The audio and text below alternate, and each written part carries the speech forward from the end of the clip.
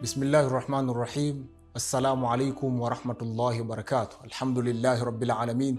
Wassalatu wassalamu ala ashrafil anbiyai wal mursalin wa ala alihi wa sahbihi ajma'in, amma ba'd. Langu jina naitwa Ustadh Muallim Ibn Umar. Tupo ndani ya mwezi mtukufu wa Ramadhan na leo ni Ramadhani mosi. Neno hili Ramadhani ni neno la lugha ya Kiarabu ambalo limechukuliwa na kutolewa kutoka katika kitenzi ramidha.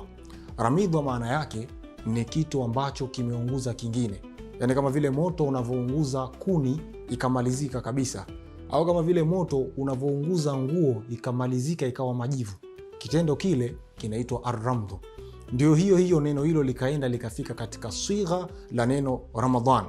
Kwa hivyo Ramadhani maana yake ni moto mkali sana wenye kuweza kuunguza vitu kuliko hata moto wa gesi.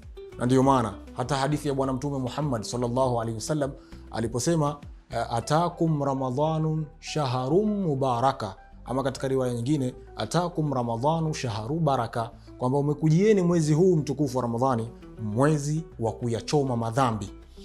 Yaghshakumullahu fihi, lakini katika mwezi huu Mwenyezi Mungu hukufunikeni, kisha fayanzilu rahma, uteremsha rehma katika mwezi huu.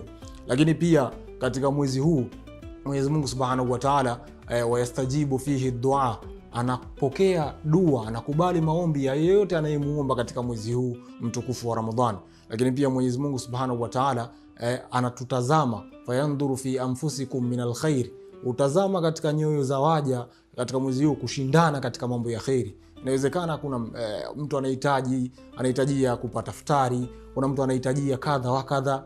Mwenyezi Mungu Subhanahu wa Ta'ala basi huangalia waja wake katika mwezi huu wa Ramadhani katika kushindana mambo ya khairi. Lakini tutambue kuwa mwezi huu wa Ramadhani ni mwezi wa kuyachoma madhambi na kuyachoma maasi, ndio maana ukaitwa Ramadhani. Kwa maana nyingine ni mwezi wenye kuunguza madhambi. Kwa hiyo Bwana Mtume Muhammad sallallahu alaihi wasallam ametuhimiza katika mwezi huu tupambane, tujibidiishe kweli kweli kufanya ibada, tujibidiishe kweli kushikamana na Qur'ani ili tuweze kupata rehema za Mwenyezi Mungu katika mwezi huu wa Ramadhani. Lakini pia katika maneno mengine ya Bwana Mtume Muhammad sallallahu alaihi wasallam anatuambia kwamba yeyote yule ambaye ameidiriki Ramadhani kisha mpaka Ramadhani ikawa inaondoka akawa hakusamehewa madhambi, mtu huyo atakuwa amepata hasara. Kwa maana kwamba katika mwezi huu tumeambiwa ni mwezi wa kuyachoma madhambi.